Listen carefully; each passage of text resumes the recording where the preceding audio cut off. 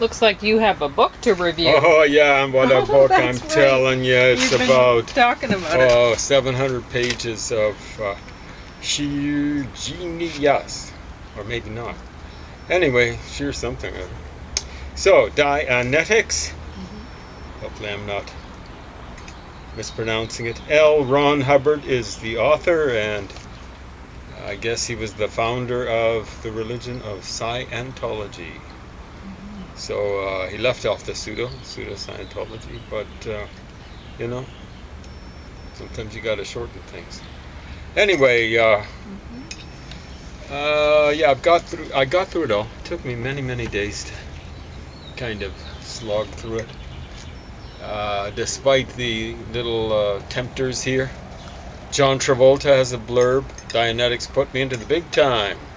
I always had the ability to be somewhat successful, but Dianetics freed me up to the point where something really big could happen without interference. And then Chick Corea, something of a jazz dude. The battle with my reactive mind is over. So reactive mind is a special term in Scientology. I can look, understand, decide, and act. No more inner conflict. Thanks to Dianetics, I'm achieving my goals. There's another blurb from John Travolta, actor. Dianetics put, it's the same quote. Chick Corea. Okay, but it's a different one for Chick Corea. Being clear, yeah. So clear is a technical sort of thing. Is understanding my own thoughts and my own purposes. The battle with my reactive mind is over. Oh, that one is, they just said a little bit more. Shortened it.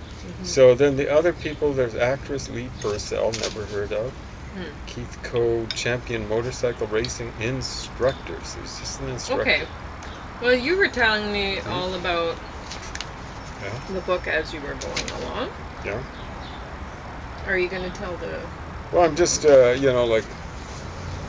The funny thing is they don't have Tom Cruise in there. So this thing was written in 1950, I believe, or published, I should say.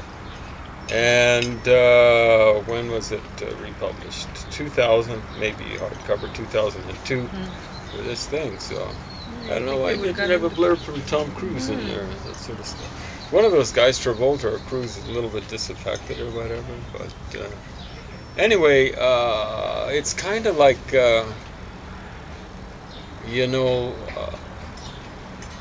it's a little bit like Freudianism, like early memories are really important, except dude goes even earlier. It goes to prenatal conditions. Like even the sperm and the egg have memories. It's interesting.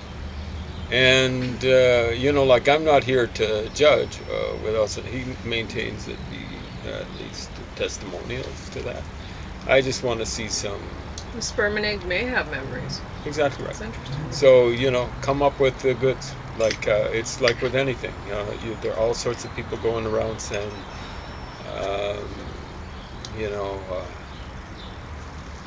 socialism works, or it will work, or can work, or something like that. Give me some stats, okay? I'm talking about full gaucherie socialism, like where it's equal, not opportunity. What is it? Oh yeah, it's equal outcomes. Yeah, that's not the kind of socialism I believe in, man. Hey, it's got to be equal opportunity. Otherwise, there'll be just people sitting on their duffs, like there is right now. And just collecting stuff, like Marx couldn't quite resolve things. He quoted from the Bible, amazingly enough, approvingly for this one passage: "Those who don't work shouldn't eat." Okay, yeah, that's kind of the way it is. I'm not talking about kids. Kids have got to be taken care of much better than they are around the world. But adults who don't want to work, they shouldn't eat. People are talking about primitive communism. And, that goes back to at least Marx and Engels. And primitive communism, if there ever was such a thing, anyone who wasn't, wasn't pulling their weight in the tribe, He'd just be told, hey, we're not even giving you a horse, buddy. You just stay here and don't follow us. You know, don't call us. We'll call you. And we'll call you late for lunch. Very late. You'll starve. So, way back then, of course, it wasn't the ideal Eden envisioned by pretty well any socialist nowadays. And even before Marx, he called the idiot socialists who preceded him utopian socialists. And they were off in La La Land. Anyone who subscribes to the theories of Rousseau and that's not the painter, that's the so-called philosopher, whatever, misosopher, really, hatred of wisdom. Someone who hates wisdom. He's going around saying, man is born free, and everywhere he's in chains. Man isn't born free. If man is born free, like free of parents, hey, he's just dropped on the prairies or something like that, he's dead. He's not born free. He's born into a culture or a family or a society or something like that. He's not born free. Is he everywhere in chains? Well, Rousseau, buddy, I hate to get you turning over in your grave, but people are in some places, a few select places in the world, are not really in chains. So those places would be places like Canada. You actually got a little bit of freedom of speech and all this sort of stuff. The United States, Trump and his cronies notwithstanding, and Antifa and their cronies, their Sputniks, their fellow travelers notwithstanding. Australia, New Zealand, England, Holland, maybe Scandinavia, and that's about it. I'm leaving out Germany, I'm leaving out France, I'm leaving out Italy, I'm leaving out Spain, Portugal, and they're borderline. Pretty well every other place in the world, there are pretty serious constraints on your freedom. So, but it starts with mankind, or humankind, is not born free. And what we tend to look for is some sort of substitute for mommy and daddy. It's daddy generally for the political side of things and mommy for the social side of things. So I don't want to work. So mommy, take care of me. Mommy, stay. And I really don't like other people, particularly people who believe in democracy. So maybe daddy, in the form of the police or military state, can take care of my thoughts and stuff like that. So there we go. Anyway, Dianetics.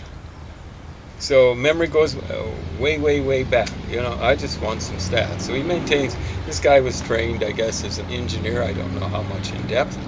And it really doesn't matter how much in depth, because we can't dismiss his arguments if he was just a flunky, got a bachelor's or part of a bachelor's or whatever. We've actually got to look at his arguments. So he doesn't really what he offers is basically testimonials, and that doesn't work. Like it's so-and-so is missing mama, he's missing papa, and that sort of stuff. And and he doesn't really he actually, from what I can tell, makes things up, like he'll have case studies that are kind of like made up. And you're going, well, no. I mean, you can have case studies, like what do you do in this situation?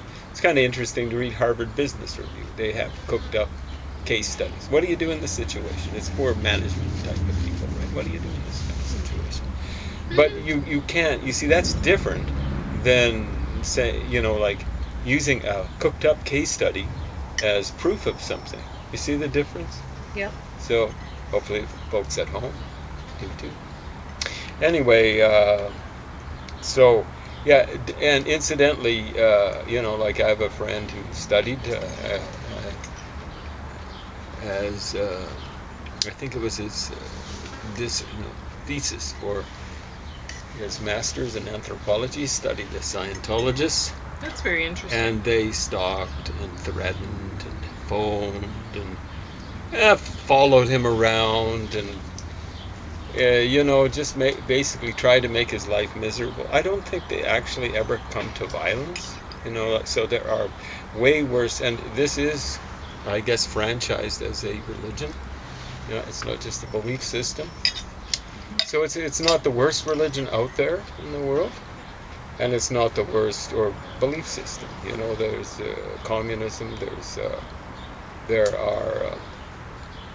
There are a few punishing religions too, cults and things that we don't think of as cults. I don't really draw a distinction between, let's say, the Catholic Church and Charlie Manson. They're going to get judged using the same stick. I don't care how long, measuring stick. I don't care how long they've been around or anything like that. As it turns out, the Pope's way better than Charlie Manson, but he's still a dictator and that sort of stuff. So that's not to say all the popes going back in history were much better than Charlie Manson. There were horrible folks that sat in the pontiff's seat and stuff like that. So nowadays they're relatively enlightened and stuff like that. I still consider the Catholic Church a cult. And it's because I class anything as a cult, as a belief system or religion, whatever you want to call it. I use the overall all-encompassing term, belief system. If there's if the thing is based on a dictatorship, then it's a cult.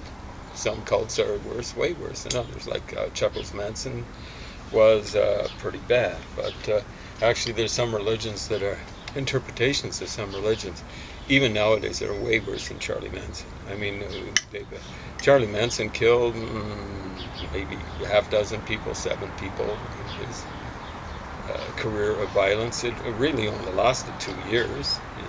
I think he was released from prison in '67. So by your definition, the multi-cult is not a cult. No, it's not. It's an ironic name. Mm-hmm. Yeah. So if anyone's been tuned in long enough to our programs and stuff like that, and if we mentioned the multi-cult before the camera kicked out and stuff like that, we've started up a belief system, and it's a religion too. Mm-hmm. And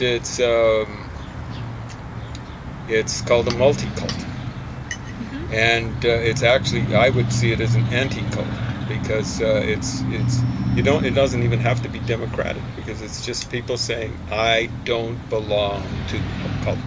Mm-hmm. You have your own individual belief system. That's the ultimate in multiculturalism. And you believe in freedom from religion, because you can only have freedom of religion if you have freedom from religion. Yeah, exactly right. That's the most important thing with freedom of religion, is freedom from religion. Really what I mean is from any type of religion. You don't allow, or ideally you shouldn't, any religion to tyrannize over you. So it's of course really bad when you go bow and scrape, I submit to your religion, I surrender to your religion, one way or another. There's 2 types, like I'm going to